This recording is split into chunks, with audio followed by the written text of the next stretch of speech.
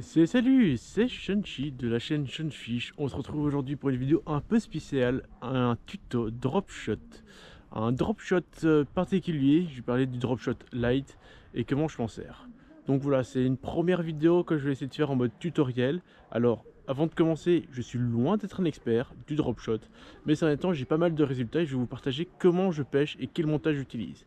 Alors cette vidéo là va être utilisée avec une partie chapitrage, c'est-à-dire que si vous mettrez votre curseur en bas de la vidéo, vous allez voir que la voiture, n'importe quoi, la vidéo est segmentée en plusieurs parties.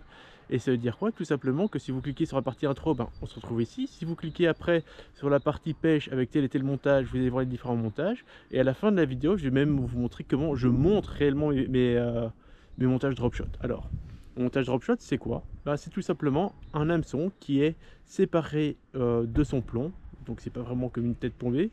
C'est tout simplement qu'il y a une séparation et donc du coup on fait une présentation bien particulière du leurre. Donc voilà à quoi ressemble le montage que j'ai utilisé aujourd'hui et je vais vous en parler un peu plus en détail à chaque fois que je change de type de montage drop shot parce qu'en réalité il en existe plein de différents. Là c'est le premier que je vais utiliser mais je vais vous en introduire 3 différents. Allez, sur ce, bon visionnage. Allez, on va essayer de le plus bref possible et vous donner toutes les informations. Donc ici, je monte mon montage sur une chevrotine. Pourquoi? Souci économique et aussi parce que chez moi, les autres plombs drop shot que j'ai, ce sont des plombs cylindriques. Les plombs cylindriques ont une plus haute hauteur et j'ai l'impression que j'ai moins de touches quand je pêche avec ce genre de plomb parce que je pense qu'ici, c'est une zone qui est très fortement pêchée et que le fait qu'il y ait un petit plomb qui sort de l'eau met de la puce à l'oreille des poissons et les poissons évitent de mordre. Au niveau de l'hameçon, j'ai un hameçon le plus petit possible par rapport à la taille du leurre pour que le hameçon soit le plus discret, le moins présent possible. C'est pour ça que je tiens un badling en 22 centièmes pour avoir le badling le plus fin possible. Et un peu plus haut, par contre, ça c'est un petit manque de discrétion, mais que j'utilise quand même. J'ai une agrafe. Pourquoi? Parce que d'habitude, j'enroule mes montages sur ce genre de montage. Et ça me permet de changer rapidement, de passer d'un montage à l'autre, ou de mettre une TP classique, ou de passer sur un leurre dur, facilement, en toute rapidité. Donc c'est pour ça que je profite d'avoir un montage avec une agrafe. Donc en fin de vidéo, vous allez voir, je vous explique exactement comment je réalise tous mes nœuds. Hop. Donc je lance. Je prends contact avec le fond. Donc là, j'ai ma bannière tendue. Là, je tire, je décolle légèrement mon montage. Et moi, ce que je vais réellement faire pour pêcher avec ce montage-là, donc là, je suis tendu, et ben, je vais détendre légèrement, vraiment légèrement mon montage. Comme ça, le vent peut souffler un peu dans ma bannière. Alors là, aujourd'hui, il n'y a vraiment pas beaucoup de vent, mais quand il y a beaucoup de vent, ben, je ne dois même pas animer mon leurre parce que le vent et le courant vont faire toute l'animation au niveau de mon leurre. Mais là, s'il y a un petit peu de courant au fond, mon leurre va se mettre un petit peu sous agitation, ce serait parfait, et donc ça peut attirer les poissons. Et sinon, du coup, je fais des petits mouvements, je détends, tension, et après je laisse légèrement hors tension, et souvent à ce moment-là, c'est à ce moment-là que vient la tape qu'on sent assez brutalement. Du coup, voilà, hop, là je sens qu'il n'y a rien, je décale mon montage de 50 cm à 1 mètre à chaque fois, et je fais pareil, des petites pauses de 10 secondes comme ça où j'anime de bout de canne, où j'anime pas du tout, et j'attends. Et à chaque fois, je fais ça pendant 10 secondes, et une fois que c'est fait, hop, je passe à la zone suivante.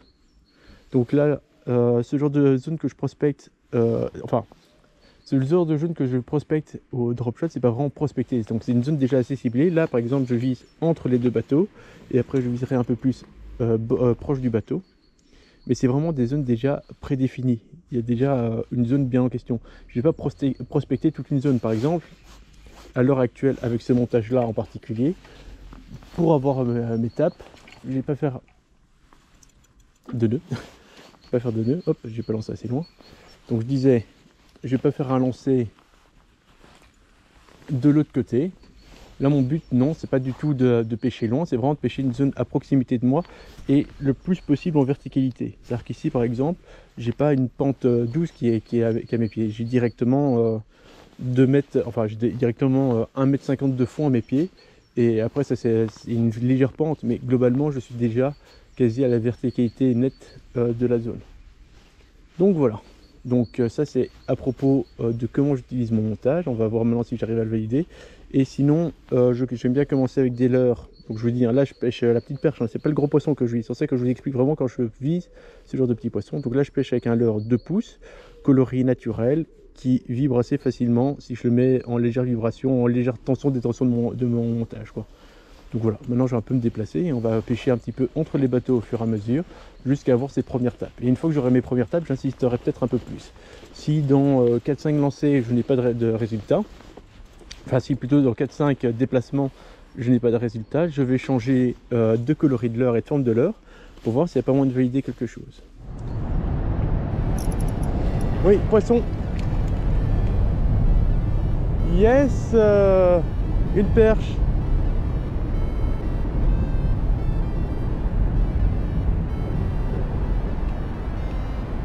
Hop.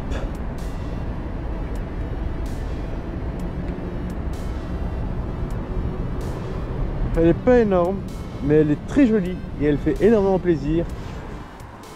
Tu préfères pêcher en canal ou en rivière? J'aime bien les deux. J'aime bien alterner en fait.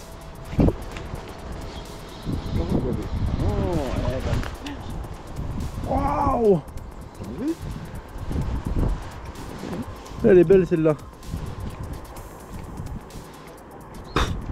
Et oh, calme maintenant. C'est fini.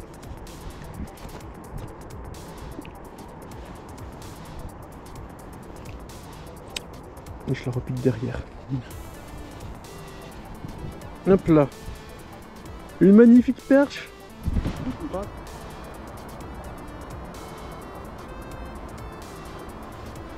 Oui. Oh, un cendre. Oui, enfin un poisson et c'est un cendre.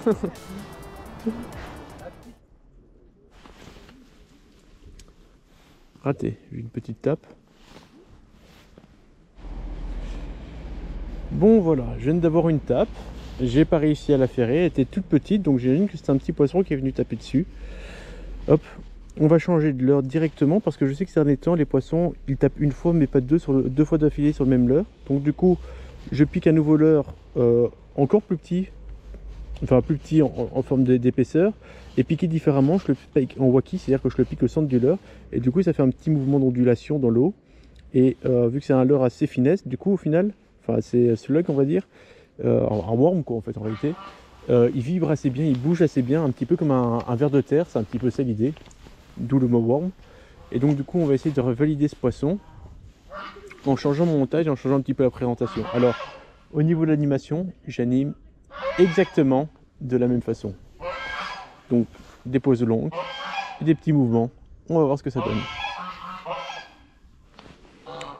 Bon, le poisson ne semble pas revenir, mais c'est pas grave. Je vais vous aborder un deuxième point. J'hésite pas aussi non plus de pêcher entre les bateaux et la berge. De temps en temps, c'est des zones un petit peu moins pêchées. Et donc du coup, enfin je pense que ce sont des zones moins pêchées plutôt. Après l'entre-bateau, je le pêche pas aussi lentement que je pêche devant les bateaux. Je prospecte un petit peu plus vite. Je fais des pauses de 3-4 secondes et après un petit coup de moulinet, j'avance un petit peu au montage pour essayer de voir s'il y a quelque chose quoi. Mais souvent, après la première, deuxième seconde, la table revient ou elle ne vient jamais quoi.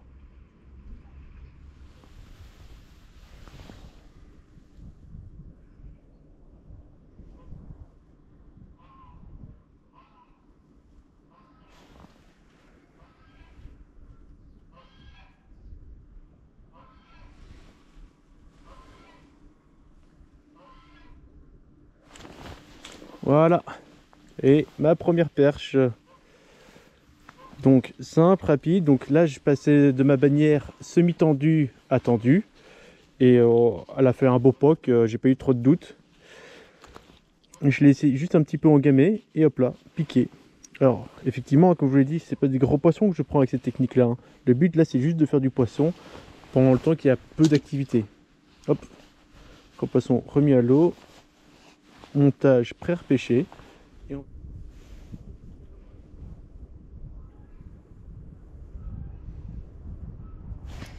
Hop là. Hop là. Bon bah, c'est pas le poisson cible, une gobie. Mais comme vous voyez, elle a bien engamé et c'est des gobies souvent de plus grosse taille qui sont sortis. Hop. Tac.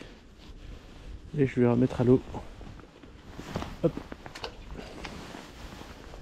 Et donc du coup voilà, c'est des poissons plus faciles à ferrer en général.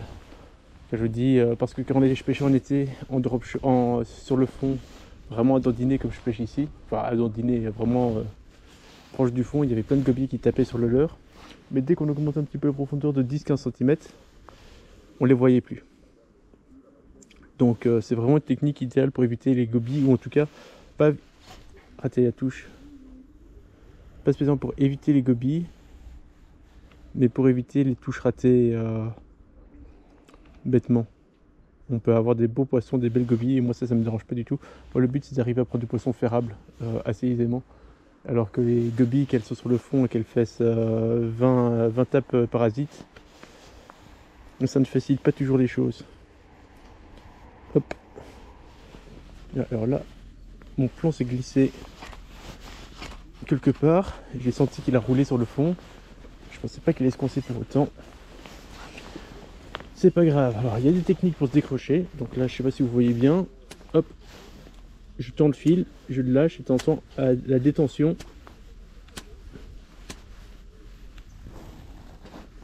Ah, et là ça a cassé. Ah, ça a cassé, c'est pas grave, c'est des choses qui arrivent. Du coup heureusement j'ai plusieurs de montage avec moi.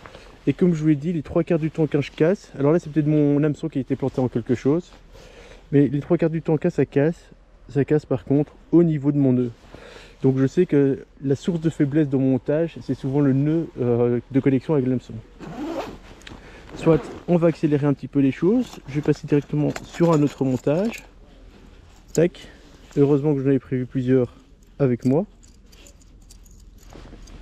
Et voilà, on passe sur mon deuxième type de montage. Donc cette fois-ci, j'ai un hameçon. Donc j'ai mon plomb, un hameçon, et un peu plus haut, j'ai un deuxième hameçon.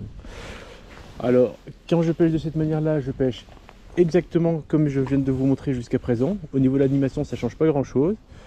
Par contre, ça peut changer quelque chose au niveau des résultats. Du coup, ça me permet aussi d'essayer 2 hauteurs en même temps. Donc ça me permet de vérifier si le poisson est plutôt haut dans les couches d'eau ou bas. Là, normalement, il va être bas. Mais si j'ai des tapes en haut, ça pourrait être surprenant, mais je vais pouvoir jouer sur ce paramètre là, donc ça peut apprendre quelque chose. En même temps, ça peut représenter un groupe d'alevins, enfin au moins avec deux leurres, ça représenterait 2 poissons. Du coup ça pourrait peut-être tenter plus de poissons en un coup de venir. Et selon ma vitesse d'animation, alors là j'anime très lentement forcément, si je lançais maintenant un peu plus loin avec ce genre de montage, j'oserais un peu plus prospecter déjà. Et du coup en lançant un peu plus loin, si je mets un leurre plus gros en dessous, ça pourrait faire une imitation de chasse qui est un poisson qui chasse le leurre du dessus en fait. Donc ça pourrait donner aussi une envie de compétition et donc d'augmenter peut-être l'étape. Par contre, à l'inverse, quand ça donne vraiment pas et que les poissons sont vraiment cachés, discrets, le fait qu'il y ait 2 leurres, ça peut paraître plus suspect, voire même effrayer le poisson qui ne voudra plus taper là-dessus. Donc c'est un petit peu un double enjeu que je suis en train de faire là, c'est qui tout double. Ça peut aider la pêche comme ça peut diminuer mes chances de sortir du poisson. Donc on va directement voir après quelques instants si j'ai encore des tapes sur mon leurre du bas. Ça peut aussi ne pas influencer du tout comme paramètre. Ça peut ne rien changer. Ça tombe le fait qu'il y ait le leurre, qu'il n'y ait pas le leurre au-dessus. Les poissons vont complètement l'ignorer. Et donc du coup ça n'impactera pas, mais ça peut avoir un impact positif, mais surtout ça peut avoir un impact négatif. C'est pour ça que je commence rarement avec ce type de montage, sauf si c'est pour prospecter, comme je vous dis, une grande zone ou qu'il fait un peu plus chaud et que je partirai plus sur un banc d'alevins qui est en train de traverser une zone ou pour imiter une chasse. Donc ce sont les 2 points dans lesquels j'utilise ce genre de montage. C'est du casting mais en 0,8 8 grammes quoi. Ah, poisson! Et une gobie. Ouais, t'aimes bien les gobies, hein. Là, je faisais la réflexion ici. Hein. T'as vu tous les gobies qu'il y a? Il faut comprendre que le soir, les cendres, ils sont ici. Hein. Oh purée, la gueule de la gobie ici. Oh, elle a une de ses bouches. Gonfle, hein. Allez. Rends-moi ça s'il te plaît. C'est bon, ouvre la bouche. Rends-moi mon leurre, merci. Allez, hop. Et pendant le temps que je pêche le drop shot, je rencontre Philippe Joux qui est juste en face de moi et qui prend une jolie perche. Elle doit faire quoi, 20, 25? Un petit 20. Un petit 20. Au drop shot forcément, donc bien joué.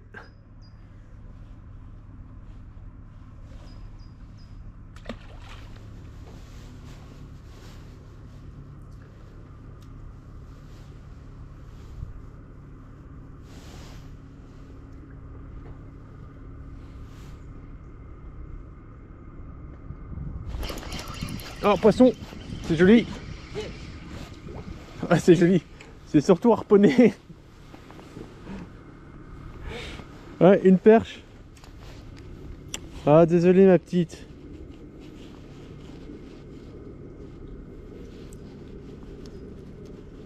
Bon, une jolie petite perche, hein, mais harponnée malheureusement. Hop, elle va quand même repartir. J'espère qu'elle va continuer à vivre. Allez, on relance exactement au même endroit. Tac. Alors, en arrière-plan, des images où je pêche avec un montage drop shot classique. Alors, je vais juste vous expliquer que lors de la vidéo, je voulais vous présenter les différents montages que je connaissais et que j'arrive à utiliser. Donc là, on était sur le montage double drop, comme je l'appelle, donc un montage drop shot avec 2 hameçons. Et lors de la vidéo, je me rends compte qu'il ne fonctionne pas. Qu'est-ce que je veux dire par qu'il ne fonctionne pas? Je constate que je suis dans l'effet négatif. Que depuis que je suis passé avec ce montage double drop, pendant le temps que Philippe qui était en face de moi enchaînait les tapes sur un montage simple, moi j'avais très peu de tapes. Du coup je comprenais que soit le au-dessus faisait peur aux poissons ou rendait mon montage trop suspect, mais en tout cas la présentation n'était plus correcte. Du coup j'aurais dû modifier et m'adapter pour pouvoir pêcher le plus correctement possible. Mais je le répète, l'objectif dans ma vidéo était avant tout de vous présenter les 3 types de montage drop shot que je connaissais. Du coup je me suis imposé de pêcher avec, mais vu les constatations que j'ai fait, c'est que les 2 poissons que j'ai eu ont mordu sur le leurre du bas, et que depuis que je suis passé en double drop, mes touches ont diminué. J'aurais dû repasser sur un drop shot simple comme je pêchais au début de la vidéo pour continuer à augmenter et avoir une bonne fréquence de touche. Ça aurait été la façon logique. Mais dans ce cas-ci, j'ai préféré faire ça autrement. Voilà, je comptais vous l'expliquer une fois clairement, comme ça vous êtes sûr que l'erreur que j'ai faite était bien volontaire pour vous montrer comment utiliser le montage. Mais en temps normal, je le répète, j'aurais dû changer de montage, repasser sur un drop shot simple pour augmenter mes touches parce que j'étais dans l'effet négatif. Un autre jour, avec mon double drop, si attendre, j'aurais eu 2 fois plus de touches. Mais cette fois-ci, en tout cas, ça avait un effet négatif. Enfin voilà. Oh, un monstre.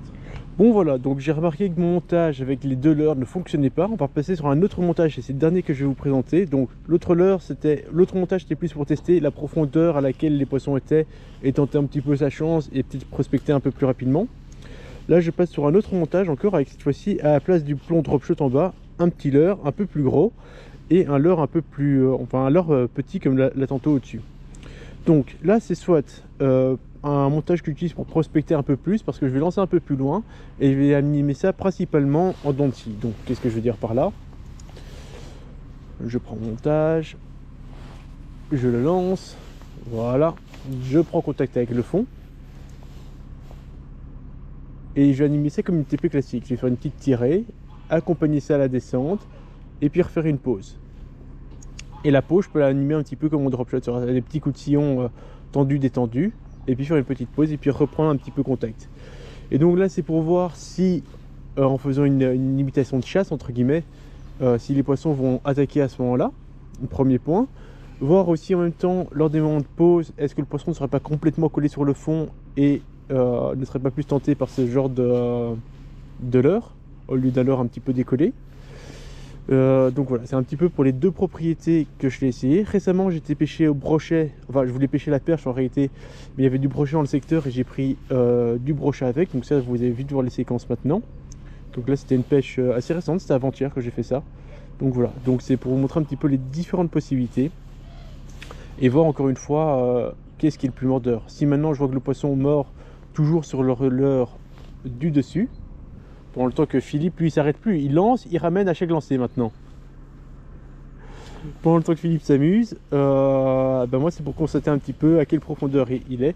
Et pourquoi je sors ce montage là maintenant. Comme vous pouvez voir maintenant le soleil est bas. Et vu que le soleil est bas, c'est souvent à ce moment là que les centres commencent à chasser, un peu plus éloignés. Et de temps en temps on commence à se décoller un petit peu et à commencer à se mettre tout simplement en activité. Avec un leurre un peu plus bas, j'espère avoir plus de chances de taper un petit cendrillon dessus. Donc on va voir un petit peu, je vais peut-être diminuer la taille de mon leurre si je ressens rien. Et sinon je devrais vraiment repasser sur un montage drop shot tout simple qui semble être le plus efficace actuellement parce que Philippe là il pêche avec ça. Et depuis tout à l'heure il a pêché, depuis que je suis là il a dû sortir 4 ou 5 perches déjà. Enfin 4 ou 5 poissons. Et franchement il est actif.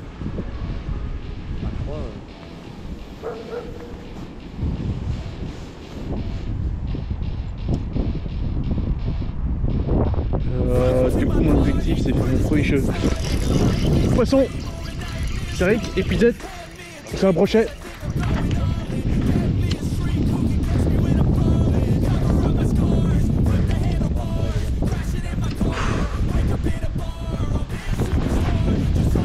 Ouf.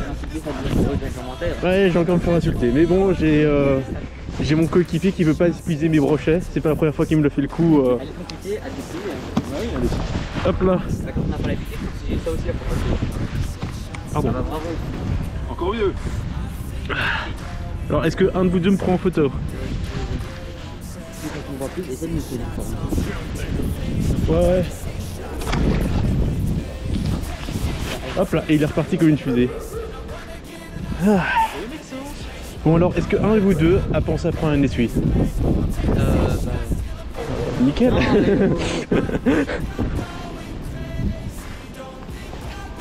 Hop. Oh là là, mais qu'est-ce que je suis fort. Ouais.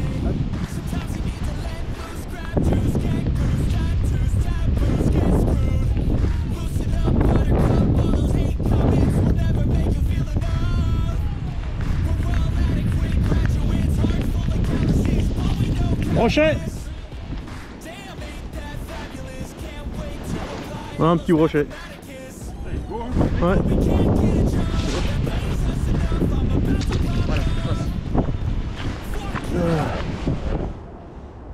Ouais. On change de montage, donc toujours drop shot avec un petit leurre sur le bas. On reste sur deux coloris assez naturels. J'ai l'impression que le flashy ils en veulent pas, donc on va essayer un peu le naturel. Alors on va essayer de pêcher le plus verticalement possible, mais avec le vent c'est pas évident, donc là je vais profiter. Bon, voilà, le vent commence déjà à se lever, donc je peux pas lever. Voilà, poisson. Premier lancé, une perche qui vient se faire transpercer par le dessous. Oups. Oui, celle-là par contre. Et en plus elle tombe mal là. Désolé petite perche. Désolé. Bon, premier lancé. Changement de montage, premier lancé, petite perche en drop shot. Ça fait toujours plaisir. Par contre, je l'ai vraiment mal piqué celle-là, désolé. Désolé pour elle. À mon avis. Donc, qu'est-ce que j'ai fait? Comme j'étais pêcheur au blanc, je me suis mis à pêcher à la Dracovic. Oui, c'est Mormanier ça. Voilà, Mormanier. Hop. Hop là. Elle est belle. Ouais, elle est belle. Elle fait plaisir. Hop. Et après, j'ai arrêté le déplat. Allez, voilà. Ce sera tout pour la vidéo au niveau de la pratique. Alors, sur la petite journée d'aujourd'hui, bon, vous avez vu plusieurs séquences dans la vidéo, mais aujourd'hui, globalement, ce qui fonctionnait bien, donc on a commencé par un drop shot classique à 15 cm du fond. On a eu des tapes, on a sorti des poissons, en l'occurrence 2 perches et 2 gobies, et des belles gobies. Donc moi ça me fait plaisir, à partir du moment que le poisson est capable de se piquer à l'hameçon et d'être remis à l'eau, moi c'est ce qui me tente. Si c'est pour avoir des petites gobies qui viennent taper et qui suent sur le leurre mais qui se fait que j'allais piquer, c'est moins intéressant. Une belle gobie comme ça, moi ça me fait personnellement plaisir. Soit. Du coup, je vais vous montrer comment je pêche en drop shot light, comme j'appelle ça, c'est-à-dire que vraiment sur un public assez ciblé de petits poissons. Je vise pas des gros poissons, je vise pas des mastodontes. Donc, du coup, j'ai commencé au début en drop shot light, j'ai eu des touches, j'ai cassé, et après, pour la vidéo, je vous ai montré un autre montage où je pêchais en drop shot, mais cette fois-ci en drop shot avec de leurre. Qu'est-ce qu'on a constaté? Qu'on a eu encore des tapes, mais uniquement, d'après ce qu'on a pu observer, sur le leurre du bas.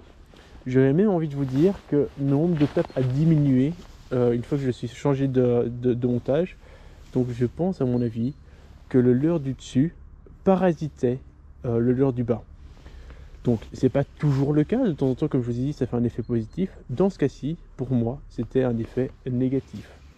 Donc il faut faire attention à ce genre de détails.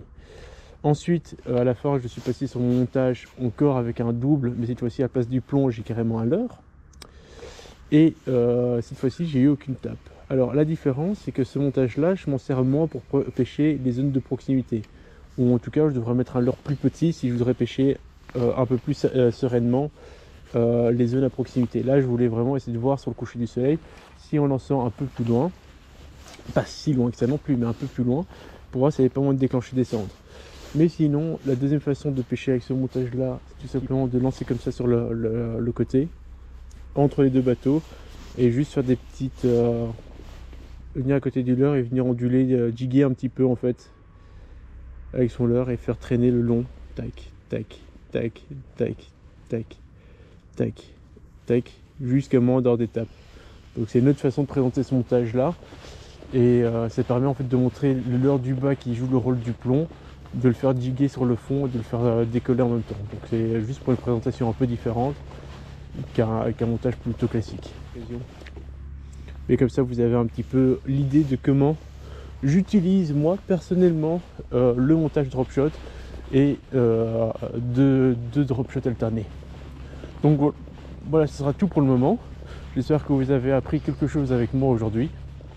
Voilà, maintenant on va passer à la réalisation du montage drop shot. Mais avant ça, je vais vous présenter le matériel. Ce qu'il vous faut. Il vous faut du fil. Moi j'utilise du fluorocarbone de chez Caperlan en 22 centièmes. Pour le poisson que je pêche à l'heure actuelle, on pourrait descendre bien en bas, mais on ne serait pas la surprise d'avoir un petit cendre. Et donc du coup, moi je pêche avec du 22 centièmes. À côté de ça, il faut des hameçons. Et donc ici, vous pouvez en voir 4 différents. Un avec une petite structure métallique devant, un hameçon plus grand, et sinon ce sont en fait des œillets simples à huiller. J'utilise pas celui-ci avec la structure métallique qui permet de faire plus facilement son montage drop shot en réalité, parce qu'on fait un nœud devant, un nœud au-dessous et un nœud au-dessus. Ça permet d'utiliser deux fils différents avec deux diamètres différents, donc on a plus de chances de casser en dessous si on a un diamètre plus petit. Mais en même temps, l'hameçon avec la structure métallique diminue un petit peu au niveau de discrétion, donc c'est pas un leurre que je vais utiliser favorisé dans mes pêches actuelles, où je dois essayer de pêcher le plus discrètement possible. Mes hameçons, je les ai achetés dans une boîte comme ça, où il y a plein de tailles différentes. C'est une boîte d'AliExpress, je vous mettrai le lien dans la description de la vidéo. Et donc c'est ce genre de petit hameçon avec un petit œillet que j'utilise. Donc par rapport au poisson que j'essaie de viser, et par rapport au fait si le poisson est tatilleux ou moins, je pêcherai avec des hameçons plus ou moins gros. Plus l'hameçon est petit, plus j'aurai de chances de faire des petites prises et de les sécuriser, de les faire facilement. Elles vont taper plus facilement parce que l'hameçon est plus discret. Au plus j'augmente la taille, plus je risque de diminuer mes chances d'avoir des touches, et les poissons sont vraiment très, très difficiles à faire. Mais par contre, vu que la hampe de l'hameçon est plus importante, j'ai plus de chances aussi d'arriver à le sortir sans qu'il se décroche. Donc il y a des avantages et des qualités. Moi je prends souvent un hameçon entre deux, pas trop petit, mais pas très grand non plus. Du coup, je ne pourrais pas faire normalement des grands poissons avec des petits hameçons parce qu'ils se piqueront aussi un petit peu moins bien. Une autre possibilité, c'est aussi de remplacer l'hameçon simple par un hameçon texan. Ça permettrait de pêcher des milieux encombrés et de faire d'autres présentations sur les leurres. Mais ça, c'est un montage que je ne vous ai pas montré parce que tout simplement, j'ai jamais eu de résultat concret avec un hameçon texan. Certainement parce qu'ils sont, à mon avis, un petit peu trop gros. Ensuite, on passe au plomb. Alors, soit on prend un plomb drop shot classique avec une petite agrafe par-dessus où on peut glisser le fil. Le problème, c'est que par rapport à la grave qui se trouve au-dessus, le fil va plus ou moins coulisser par rapport à la taille du diamètre de votre fil. Donc, en temps, il faut repasser 2 fois dans la boucle et du coup, ça complique un petit peu les tâches. En plus, ces plombs-là sont relativement chers. Du coup, moi, j'utilise d'autres plombs. Alors, ça, c'est la boîte de plombs que je prends au bord de l'eau avec moi. J'ai tous mes plombs dedans. Et j'ai aussi surtout les fameux plombs chevrotines que je vous parle, que je vois s'améliorer depuis un petit temps. C'est tout simplement un plomb que je peux pincer. Et ça coûte beaucoup moins cher. La seule différence, c'est que du coup, je peux pas choisir le diamètre, je peux pas changer la hauteur de mon plomb parce que je le mets dans une petite boucle. Voilà, ça c'est la petite différence. Donc voilà, ça c'est tout au niveau de la présentation. Et sinon, une pince pour les plombs chevrotines, ça peut toujours être utile.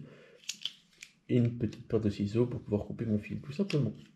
Allez, c'est parti, on va passer au montage. Donc je vous l'ai dit, pour le moment, moi je pêche des petites perches qui se font assez discrètes. Donc je prends un hameçon pas trop gros. Je fais passer le fil dans l'œillet de l'hameçon. Voilà. Je le mets à... Oups, j'arrive pas à le perdre. Je mets 30 cm de fil plus ou moins derrière, peut-être un petit peu moins. Donc voilà. Je fais une boucle. Hop. Donc là, il y a une boucle avec l'hameçon dedans. Je remonte l'hameçon, si j'y veux bien, en haut de la boucle. Et une fois que c'est fait, je fais passer l'hameçon dans la boucle à 3 reprises. Donc là, 1, 2 et 3. Alors là, je vais tirer un petit peu sur le nœud. Hop, voilà, pas trop. Alors là, je le sors du champ de la caméra, mais comme vous pouvez voir, je viens de mouiller mon nœud. Pour toujours serrer un nœud, il faut le mouiller. Voilà, il coulisse bien et je le coince. Alors comme je vous l'ai expliqué, je sais que le point de faiblesse dans mon montage, c'est le nœud ici, que les 3/4 du temps quand je casse, ça vient de là. Donc voilà, si je devrais venir à pêcher des plus gros poissons, je pense que je changerai de type de nœud. Je viens de faire le nœud, maintenant on va faire la partie montage pour le petit pont chevrotine.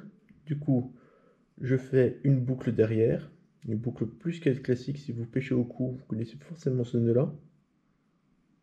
Il faut que j'arrive à faire passer. Donc en fait, je mets les deux fils en parallèle, je fais une boucle et je fais passer l'extrémité dans la boucle. Hop, et je tire.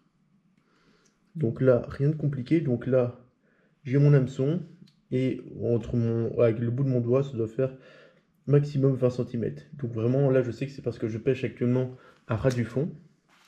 Alors, à cela, il faut rajouter maintenant, je reprends un autre pont chevrotine, je viens le pincer dans la boucle, et je viens tout simplement serrer à la main le plomb. Alors, on peut resserrer derrière un petit coup, hop, pour être sûr que ce soit fermé, et du coup là, ça ne bougera plus. Et donc du coup, comme je vous l'ai expliqué, là, ma distance, elle est fixée, je ne pourrai plus la déplacer, ou je dois ouvrir la boucle et déplacer la boucle, ça fait un système un peu plus compliqué. Après, en général, je sais que là, pour le fond que j'ai besoin, c'est l'idéal. Mais si je voudrais vraiment pêcher une nouvelle zone que je ne connais pas, dans des conditions que je ne connais pas, je prendrai un plomb drop shot et je déplacerai un petit peu le fond pour tâter. Mais ça, je sais que pour le moment, c'est vraiment l'idéal.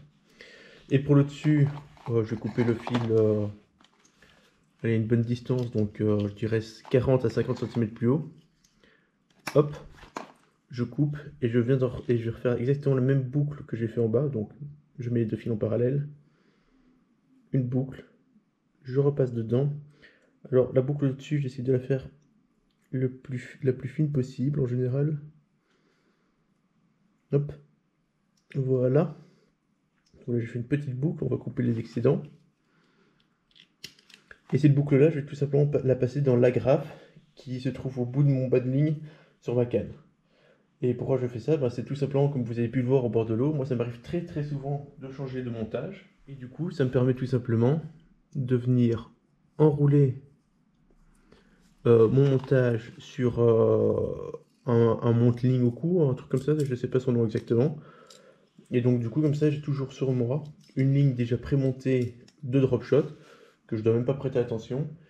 Alors, si vous décidez de faire comme moi, un petit tips, donc ici c'est mon plomb dans la boucle. À la fin, pour m'assurer que tout ça ne glisse pas de trop, je vais mettre un élastique. Hop. Tac. Et donc du coup ma ligne, elle est bloquée, elle ne bougera pas, elle va pas se défaire. Et j'aurai qu'à retirer l'élastique, prendre le plomb et dérouler à ce moment-là. C'est hyper facile d'utilisation. Allez, maintenant on va passer au second montage. Donc cette fois-ci, je fais passer un premier hameçon dans l'œillet. Je le laisse sur le fil. Et je vais me chercher un deuxième hameçon que je fais aussi passer par l'œillet sur le fil. Voilà. Pareil, je vais aller vite, je fais ma boucle. Enfin voilà, je dis, mais voilà pas du tout. Hein. Voilà, j'y suis. Une fois. Deux fois. Et trois fois. Et une quatrième pour plaisir.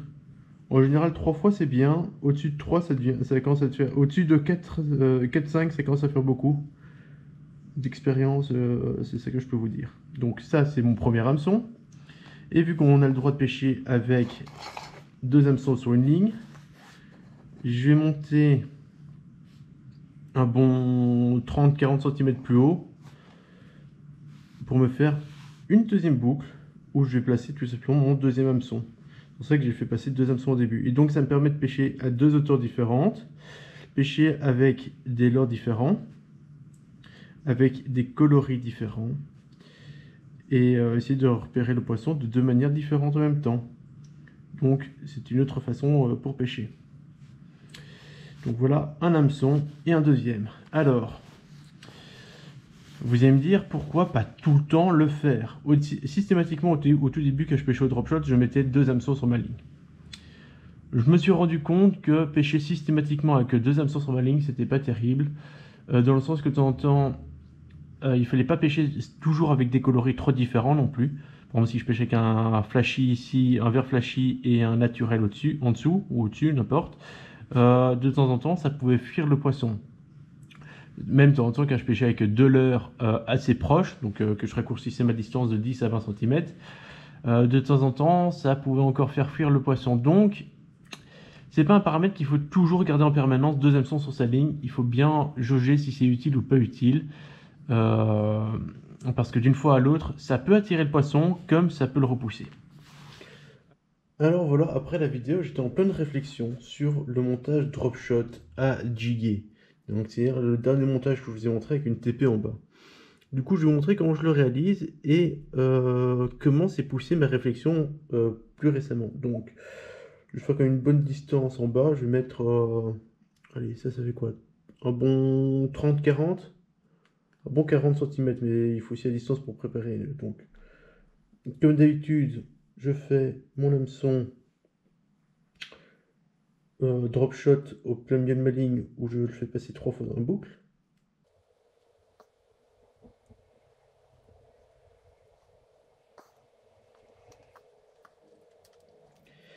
Donc là, je suis en train de faire un nœud universel. J'ai fait une boucle. Enfin, je vais montrer depuis le début. Donc, je mets les 2 fils en parallèle.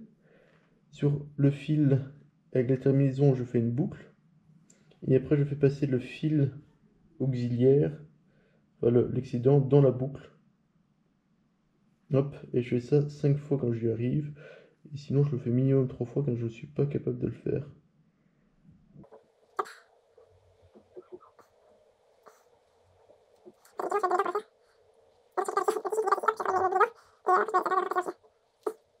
Mais là, vu que mon fil n'est pas sous tension, c'est plus compliqué. Hop, c'est pas grave. Du coup, je tire le tout.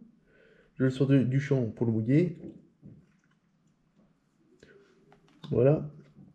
Mon fil est bien mouillé. Et je tire. Hop. Sans aucun souci. Et là, je l'ai tellement bien mouillé. Attendez, j'ai juste le serré correctement parce que sinon... Hop. Parce que là, je l'ai tellement bien mouillé cette fois-ci que... il glissait comme pas possible. Et si je tire maintenant, il bouge plus. Et je coupe l'excédent. Aïe, l'hameçon est piquant. Au-dessus, comme à mon habitude, j'ai fait une petite boucle parce que j'aime toujours changer de montage. Donc même si je perds un petit peu de discrétion avec la petite boucle au-dessus, au moins ça me fait un montage que je peux avoir sur moi, prêt à l'avance, que je peux utiliser facilement. Et je pense que ça peut vraiment faire la différence dans certaines situations. Alors vous allez me dire que là je perds 5 minutes à faire mon montage, hein, c'est pas énorme non plus. Et le faire sur place ça pourrait être facile, ouais mais bon... Hop, j'aime bien préparer ça à l'avance. Donc voilà, donc là j'ai mon hameçon, et un bon 30 cm plus bas, j'ai une agrafe. Alors comme vous pouvez voir, ici j'ai une lame vibrante. La lame vibrante, vu que c'est un montage en fait à jigger, où j'essaie de pêcher les poissons un peu plus actifs en général quand je passe sur ce genre de montage, ici je suis dans une zone très verticale, un quai par exemple, je pourrais très bien jigger avec ça, laisser mon leurre faire des pauses, et peut-être que c'est mon petit leurre un peu plus haut qui va être attaqué. Et ça permet de vraiment faire un effet de chasse en fait. L'idée de ce montage là, c'est vraiment partir sur une idée de chasse. Donc ça c'est le premier point, mais aussi je pourrais mettre une TP classique comme j'ai utilisé, ou un texan que j'utiliserai de la même façon pour faire un petit peu de pêche en dents de scie, avec des petites pauses peut-être un petit peu plus accentuées pour voir si le poisson serait pas plus tenté par en haut. Mais sur leur départ, toujours faire penser à une chasse, c'est aussi une possibilité. Mais du coup, là, on est plus sur, vu quand je parle de chasse, on est quand même sur plutôt du poisson qui est un petit peu actif ou qui est prêt à démarrer. Ou sinon, ce que je pourrais encore faire, une dernière possibilité, c'est de venir présenter un plomb drop dedans, avec un texan, par exemple, hein, je donne un exemple. Et donc l'idée, c'est que si mon leurre est un petit peu flottant, le montage devrait se présenter comme ça sur le fond. Donc, comme ceci. Donc, avec l'hameçon qui est porté un petit peu par le poids du leurre qui permet de flotter, et le pont drop qui permet d'être collé. Donc, du coup, ça me fait un montage qui est légèrement décollé du fond. Alors, comme je vous ai dit, c'est encore quelque chose que j'ai jamais testé. Là, c'est vraiment une réflexion que j'ai eue après la vidéo. Et à voir ce que ça va apporter, mais c'est un genre de montage que j'ai encore jamais essayé, qui pourrait apporter une petite différence sur des crocs notamment, qui sont souvent des leurres assez flottants. À voir ce que ça pourrait donner. Donc j'ai des idées comme ça, il faut encore les appliquer et voir si ça fonctionne. Le problème c'est que souvent des idées que j'ai, que je teste un petit peu à la dernière minute, si je valide pas des poissons sur les premiers lancers, j'y crois moins directement. Et donc du coup, je pars du principe qu'il y aura peu de chances de faire un poisson avec et au final je laisse assez vite tomber l'idée. Et donc voilà. La graphe me permet quand même beaucoup plus de polyvalence qu'en temps normal. C'est-à-dire que je peux un peu plus décider ce que j'aimerais utiliser. Donc changer un petit peu la taille de l'hameçon, changer la taille du plomb, changer la taille du leurre. Ça me permet de modifier plus de possibilités de leurre sans devoir modifier mon montage. Le problème c'est que je perds en discrétion avec cette graphe. Et comme je vous l'ai dit, quand j'essaie de pêcher en drop, c'est pour essayer de pêcher le plus correctement possible. Par contre, si maintenant je veux pêcher à jiguer, donc comme vous avez pu le voir dans la vidéo, bon, je pêche entre deux bateaux. Avec ce montage-là. Avec une TP en bas. Honnêtement, si je pêchais avec un plomb pas trop gros et un leurre de la bonne taille, pêcher comme ça un petit peu en gigant, ça peut fonctionner. Mais il faut juste vraiment trouver le système adéquat. Et c'est juste pour vous dire que cette possibilité, cette graphe-là, offre beaucoup d'opportunités. On me permet de tester, en perdant un petit peu de discrétion, mais me permet de tester pas mal de choses. Donc voilà, je pense que c'est quand même une des meilleures solutions, c'est de passer pour la graphe, pour passer pour ces trois types de montage, et je suis sûr que je pourrais mettre autre chose. Mais comme je vous l'ai dit, ça représente plus une chasse qu'un banc d'alevin, vu que je suis quand même plus mobile et moins statique que mon simple drop ou mon double drop. Même si mon double drop, encore une fois, peut imiter cet effet de chasse, c'est vraiment pour vous dire que donc, le simple drop, c'est vraiment pour immobiliser, bien bloquer le leurre à une position bien précise. Pêcher une structure bien définie et être peu mobile. Et c'est comme souvent comme ça que j'ai mes tapes en simple drop. En double drop, c'est pour tâter un petit peu plus, pour scouter un petit peu plus quelle hauteur est le poisson et tout ça. Mais donc ça veut dire que si je monte en hauteur de leurre, qu'il y en a à 20 cm du fond et l'autre à 40 cm, c'est-à-dire que je pêche déjà des poissons qui sont un petit peu moins hivernaux, hein, des poissons qui sont un peu plus décollés du fond. Donc des poissons qui sont peut-être plus en chasse. Donc ça sera toujours pour pêcher une structure bien précise et bien définie que je ne vais pas rater, mais à mon avis plutôt dans une période comme le printemps, pas comme l'hiver à l'heure actuelle. En tout cas visuellement je le visualise comme ça. Et ça c'est pareil, ce serait plus une méthode que je utiliserais en printemps, début automne, ce genre de choses, des moments où la météo, où les poissons sont encore un peu plus actifs et seraient prêts à avoir une petite réactivité sur quelque chose d'un peu plus mobile. En tout cas, c'est comme ça que je visualise. Si vous avez des conseils à me donner sur justement le drop jig, c'est comme ça que le montage s'appelle, je pense, bah, surtout n'hésitez pas à me donner des conseils. Je serai à votre écoute. Mais sinon, voilà, c'est un petit peu comment j'utilise le drop shot en light. C'est-à-dire que quand je pêche des poissons de 10 à 30 cm, c'est ce que je vise en général avec ce genre de petits leurres, et c'est surtout dans les périodes hivernales, quand la pêche commence à devenir compliquée. C'est pour ça que je pêche majoritairement au simple drop, parce que je vous dis que c'est la meilleure combinaison. C'est ce qui n'effraie pas le poisson. Je sais que le poisson est relativement proche du fond. Plus mon montage est discret, au plus léger les étapes. Il faut des petits leurres. Le wacky fonctionne relativement bien, comme vous avez pu le voir. Voilà, c'est tous mes petits tips que j'ai pour le moment. Si vous avez d'autres choses à me dire, n'hésitez pas à me le dire maintenant en commentaire. Alors, pendant que mes fils sont entremêlés dans tous les sens en bas, on va quand même passer à un petit sujet intéressant, les leurres. Alors comme je vous l'ai dit, moi j'utilise le drop shot pour pêcher des petits poissons principalement, dans mon cas en tout cas. Je vous montrerai peut-être comment je pêche avec le drop shot en plus lourd une autre fois, mais pour le moment là c'est mon montage pour pêcher les petits poissons. Du coup j'utilise des leurres en 2 pouces. Alors, soit j'utilise des leurres qui vibrent quand même assez facilement, hein, et qu'il ne faut pas trop de sollicitation, ou qui vibrent encore plus facilement et qui font encore moins de sollicitation.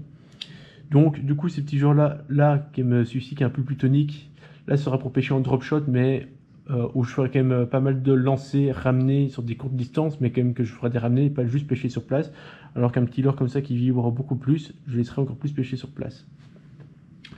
Sinon, on peut aussi utiliser des créatures de ce style-là, qui fonctionnent relativement bien. Alors bon, par contre, en général, quand je pêche à l'écrevisse, moi je préfère vraiment pêcher sur le fond. Donc soit c'est pour mettre sur l'hameçon en bas, comme je vous l'ai montré ici, soit encore, je m'en servirai plus pour pêcher en Carolina. Du coup, en créature que j'apprécie vraiment bien, c'est de pêcher avec ce genre de petites créatures-là. D'ailleurs, regardez, celle-ci, elle a déjà perdu une nageoire avec des poissons, donc c'est des petites larves. Et là, tout simplement, là, je peux pêcher sur place, ça dandine, c'est des leurres un petit peu finesse, ça fonctionne bien. Donc là, franchement, à ce niveau-là, je suis assez satisfait de ce genre de leurre. Donc là, c'est vraiment pêcher sur place, détendre, tendre la ligne, et ça tape facilement dans les 10 secondes. Ou sinon, encore, plus récemment, je suis passé à ce genre de petit leurre-là, qu'on peut dire que ça correspond à des finesses, on va dire ça, à des grubs. À des slugs, pardon, à des slugs. En réalité, moi, je m'en sers pour pêcher au waki. Je les pique par le milieu du corps et je dandine ça sur place et ça marche très bien comme des petits vers de terre. Franchement, ça, c'est une utilisation que j'aime bien de ce petit leurre de petit leurre. Ça, en réalité, c'est un petit shad, hein, mais je le pique au milieu et ça fait comme un vers de terre. Il est assez souple de base, comme celui-ci. Et franchement, ça mord bien. Donc voilà, c'est comme ça que je m'en sers et ça... franchement, c'est ma découverte récemment, c'est le waki et ça fonctionne plutôt bien. Franchement, ça fonctionne même très très bien. Je suis très satisfait. Et voilà, ce sera tout pour aujourd'hui. Alors, je fais un petit récapitulatif. J'essaye 3 techniques différentes. Il y en a une qui fonctionne mieux pour le moment. En hiver, pour moi, c'est le drop shot classique. Après, on peut essayer différentes techniques. Mais encore une fois, je ne dis pas que je suis un pro dans le drop shot. Je vous explique juste comment moi, je pêche au drop shot. Voilà, ce sera tout. J'espère que vous avez passé un excellent moment en ma compagnie. Et moi, sur ce, les amis, je vous dis salut et à la prochaine. Bye.